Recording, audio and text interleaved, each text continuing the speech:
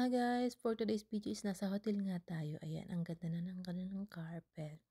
At ito yung kanilang, ayan, cabinet guys. Kung mag-rest kayo dito, pwede nyo ilagay dito yung inyong mga gamit, damit. Ayan, meron silang hanger dyan, meron silang plancha. At syempre, papakita ko rin sa inyo yung bathroom guys. Yan.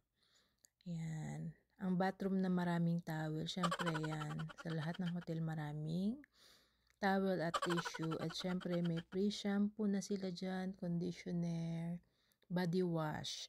At syempre, ito yung paborito kong kulay. Nandito pala. Ay, ang ganda. At syempre, nandito ako. Ayan, di ba? Ayan, oh. Diba, ganda ko.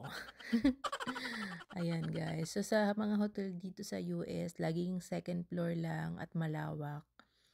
Yun, hindi kagaya dyan sa Pinas, sobrang tataas ng ating mga hotel dyan. So, ayan, gulo-gulo na nga yung bed kasi nga late na ako nakapag-video, morning na ito. At syempre, ayan, pwede kayo mag-coffee, ayan. Syempre, may bayad yan guys ha, pag nagkape kayo, hindi yan free.